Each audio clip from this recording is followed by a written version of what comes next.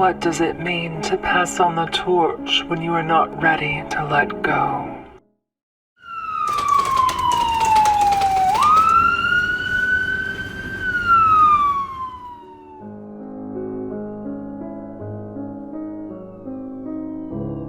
Doctor, she looks really bad. She's diaphoretic and has a weak pulse. I'm hurting. Help me. Yes, ma'am. Do you know if you're on any blood thinners? What? We know you're in pain. We're going to take care of you. So, I'm not seeing any advanced directives in your chart. If your heart stopped beating, would you like us to perform CPR? What? Nurse, I'll call the family. Start an IV and get an EKG. Yes, doctor.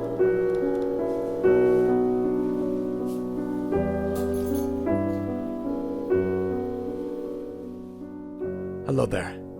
Your grandma is very sick with chest pain, and we are concerned that she may be having a heart attack. If she goes into cardiac arrest, what are her wishes? Let's keep in mind that she's nearly 90 years old and may not survive treatment measures. You gotta do everything, Doc. She wants to live. Is she aware that chest compressions could cause around 10 rib fractures given her age and fragility? She may not survive. She'll be fine. We know it. Grandma's a fighter. They managed to stabilize Grandma, and she was admitted to the hospital. The next day, Grandma's monitor is going off in room 7. We lost pulses. Call a code and notify the doctor. Grandma's a fighter. Grandma did not survive. Oddly, she did endure CPR and was intubated. She died one day later in the ICU. Given her age and presentation, an autopsy was not performed. But that's where the deather's powers come into play. The truth is that she did have a heart attack. However, what killed her was the blunt trauma from the chest compressions. She sustained 9 rib fractures and one of the sharp rib ends stabbed into her heart, causing exsanguination and thus death. Die there. I'm the Death Mother, or Deather for short. We have possessed this human body to speak with you on occasion, my sweet. One of our missions is to inform you how short your life is so that you may live it more fully. You see, it will not be long until you enter my domain. Humans are losing sight of this and living unfulfilling lives. Now let us discuss end-of-life care and how noble it can be to come to terms with the inevitable and embrace it instead of cowering before death. Let us examine Grandma's predicament and see if we can alter reality for the better.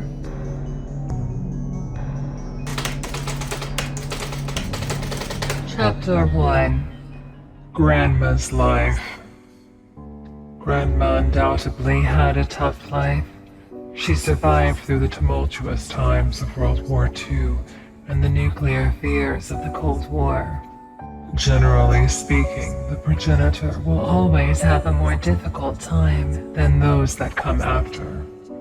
After all, it was not until the 1800s that life expectancy was in the mid-30s.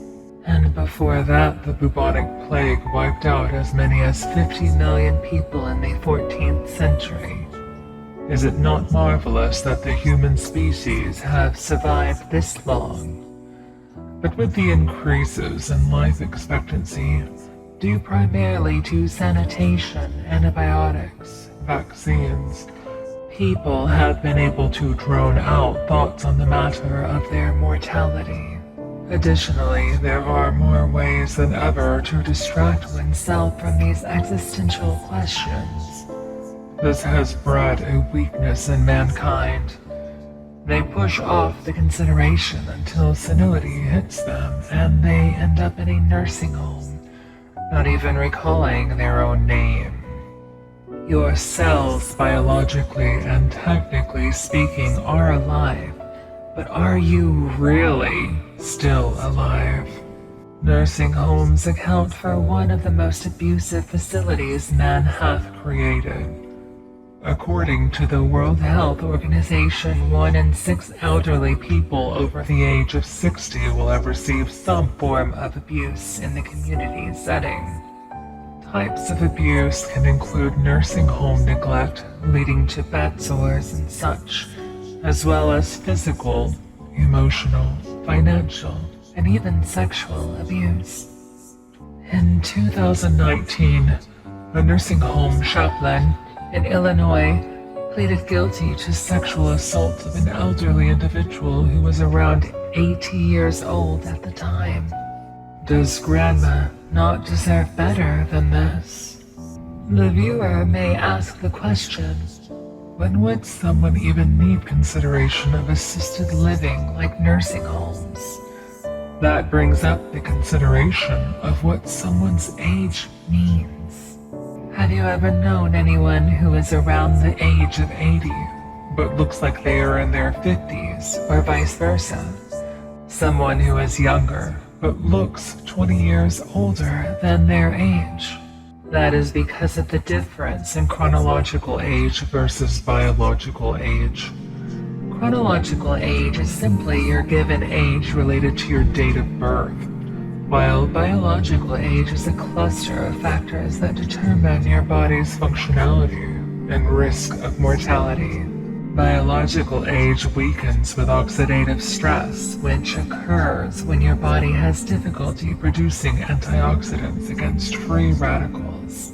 Take your cell's telomeres, for instance, in regards to early aging. Telomeres are protective DNA ends of chromosomes that shorten over time. But with oxidative stress that may occur when you drink alcohol or smoke cigarettes, this can make that process worsen, leading to early signs of aging such as wrinkling and hair graying. Suffice it to say, in regards to biological health, age is just a number. But that is not the case with this grandma.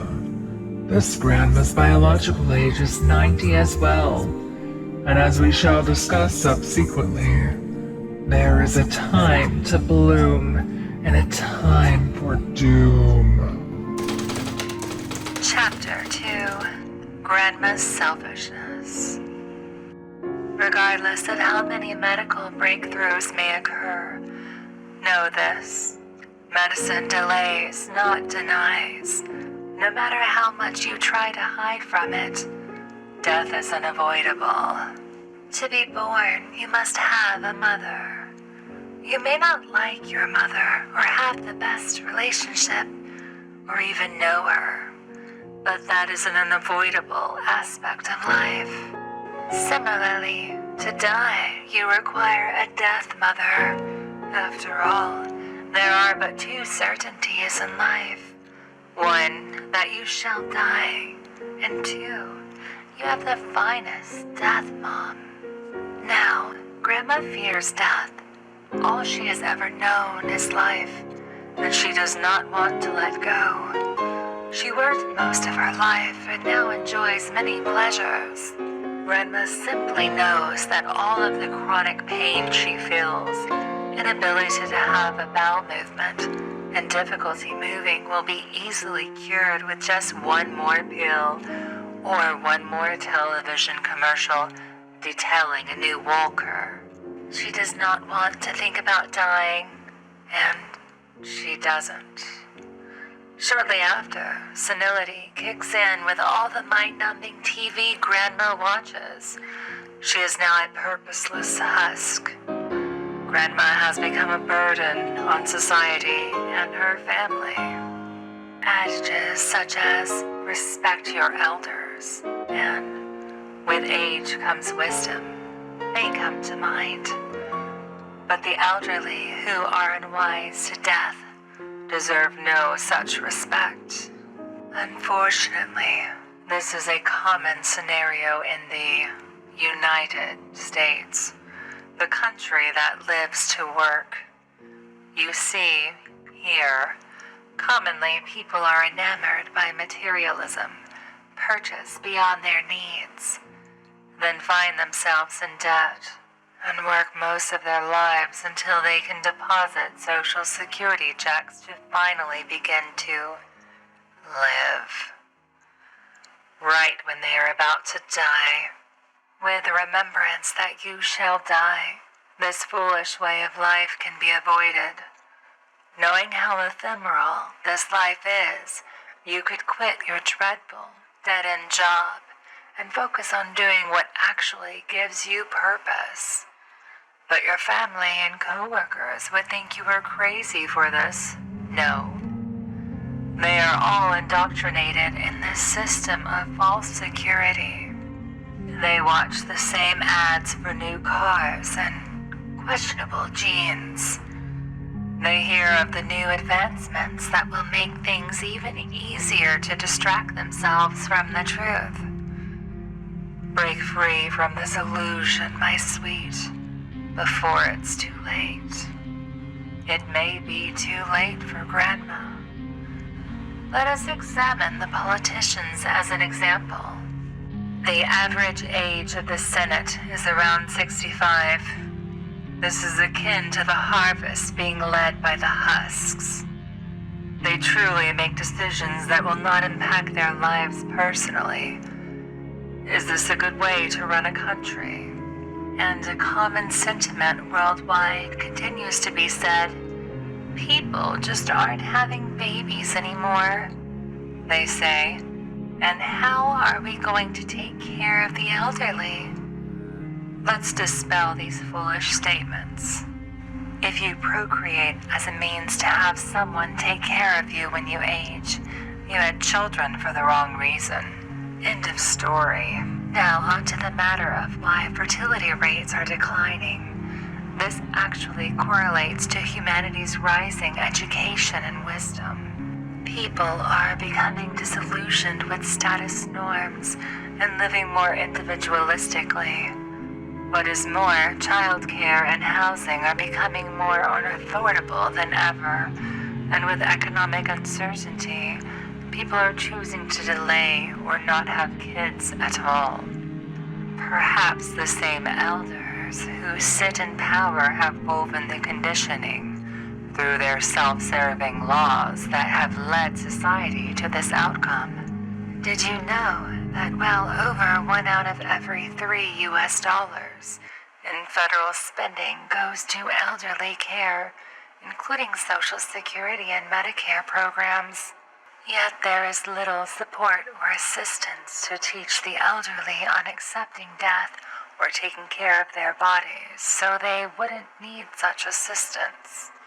In the 1960s, for every retiree, there were 5 workers who were paying into Social Security. Now it is closer to 2 workers per retiree and diminishing yearly. This is not a sustainable model for workers paying for the elderly in taxes, as fewer people are working. Yet there should be a modicum of individual responsibility, yes. Should you really get to be a senile burden on the young and blame it on the fact that people are not having children? Or should you take personal responsibility and live in a way that prevents chronic conditions until you perish? Do people really think having more children is the solution? Has anyone ever been on the interstate or traveled and thought, what this situation needs is even more people? Now another reason Grandma doesn't want to think about death or sign her do not resuscitate paperwork is because she knows that she won't have a heart attack, as she has never smoked a cigarette in her life. Meanwhile, her diet consists only of fast food and she is morbidly obese. This is called optimism bias, the tendency to underestimate negative events in their life and overestimate the positives. Yes, there are women her age who survive heart attacks, but likely they had a much lower biologic age. But did you know that Grandma's friend Edith survived a stroke last year? And she is the same age as Grandma. That statement is an example of an anecdotal fallacy. Grandma is letting her friend's unlikely survival convince her that she would also survive such an event. Another way people delude themselves into false securities to avoid thinking about death is through religion. And Grandma is no exception. You see, in her religion, if you get baptized and believe in her one God, the moment before you die, you will be saved. And a blissful eternity is promised afterwards. She certainly is a believer, yet clearly not much of one, as she is one of the most fearful of the end of her life. If you believed in a rewarding afterlife like that, why would you cling on to this life so much? Chapter 3. Grandma's Family. If you could look at your life as a movie, would there be parts of the movie you wish you could pause and keep in focus for eternity? That is certainly the case for this pathetic human that I'm currently taking over. Sadly, that too is the case for some of Grandma's family. You see, one of Grandma's oldest daughters really cares for her. She remembers a time when she was young and Grandma was middle-aged. She had a beautiful memory of relaxing by the fireplace on a snowy day that she wished she could freeze in a painting and keep it that way forever. But alas, that desire is flawed, as Grandma's daughter seeks permanence in an impermanent realm. With the oldest daughter's attempts to preserve a modicum of the deteriorating painting, her denial gives way to avoidance, and conversations that should have been had between the mother and daughter were not discussed, including what Grandma's wishes were as she aged. And now Grandma is no longer able to make her own decisions. Grandma's youngest daughter had other intentions. You see, she never really cared for Grandma. She was always spoiled and lived a life of hedonistic pleasures. She loved the fact that Grandma is old and she is relatively younger. She is under the impression that so long as things continue this way and Grandma is alive, that means she doesn't have to think about the Reaper. If Grandma died, that would mean that she is next on the chopping block, and there would be the next generation to replace her in the cycle of life and death. She does not want to think about this, so despite not caring for Grandma, she wants Grandma to stay alive, even if in a comatose state. She can't bear the thought of dealing with this existential conundrum, so she continues to log into the mass illusion. Grandma also has a terrible grandson. In this world that he had no control of being in, he never found a purpose beyond bullying people online. He developed an addiction to marijuana. He never realized that back in the 1960s, marijuana contained levels of THC that were around 3%. Whereas the wax he consumes has levels of THC as high as 90%. He developed a dependence on it, and to achieve the same high, he requires an exorbitant amount to sate his developed tolerance. He lives with Grandma so that he does not have to pay rent. He also steals Grandma's Social Security checks and leaves her with just enough money to be fed. He even leaves her for hours at a time, rotting away in soiled diapers, watching cable TV. His only care for her is that she has a pulse so that he can cash her checks. Chapter 4. Grandma's Resolve. It was not too late for Grandma after all. In this parallel universe, Grandma was aware of her limited time. She was able to find meaning. in a meaningless world. She realized there was an end to all things, including herself. She knew that her flower of existence was wilting. She recalled all the great times in her life and was grateful for her experiences, the good and the bad. She recalled that some of the darkest moments in her life had actually shaped her into the resilient and wise person she had become. Grandma thought about her options. She knew that in some astute and developed countries, including the Netherlands and Canada, they had medical-assisted suicide and even death pods in Switzerland, your death mother's favorite country. But Grandma wasn't ready for this. In this timeline, Grandma took care of herself. She had a sharp mind and minimal chronic conditions. She realized that regardless of this, she would die. She reflected on these important existential questions, and after careful consideration, she filled out her advanced directives, specifically her living will, where she addressed that if she becomes incapacitated, she does not want any life support such as feeding tubes.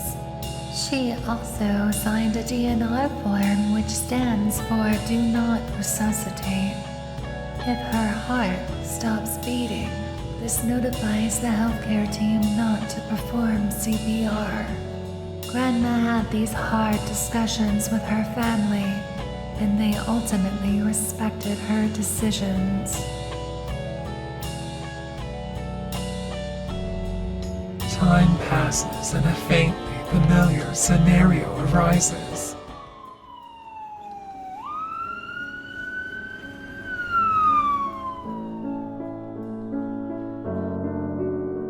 Doctor, she looks really bad.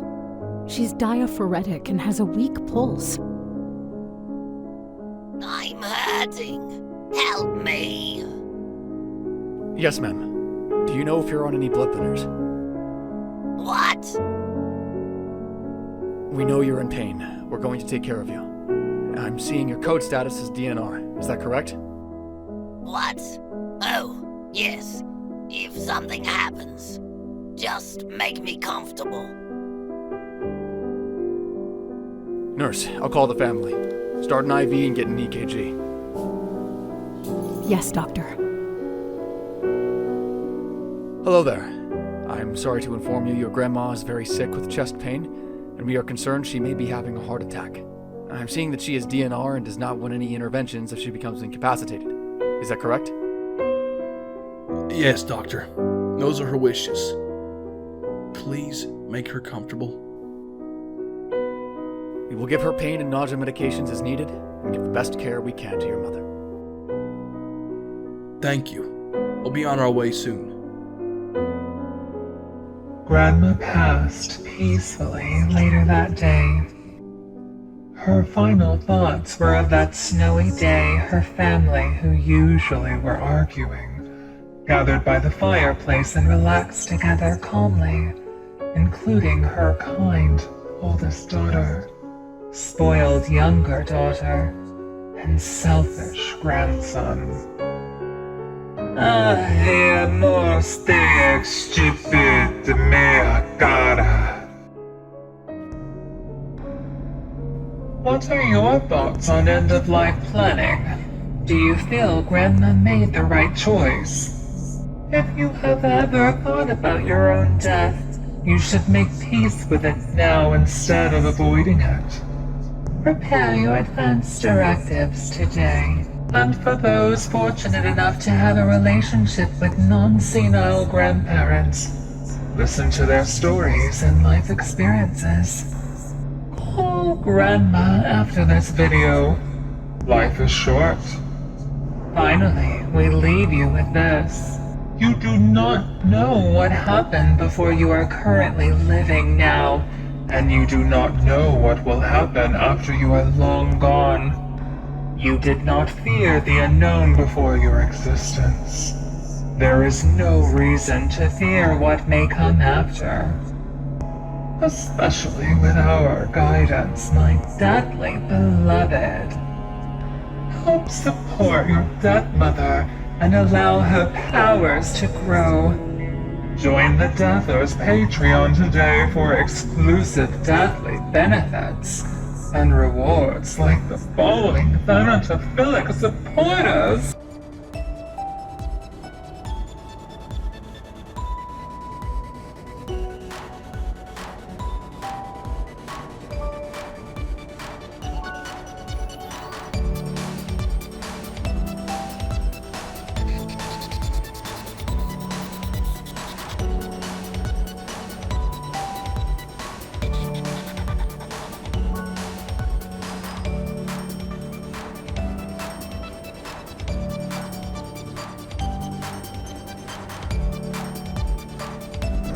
Thank you kindly, my sweet angels of death.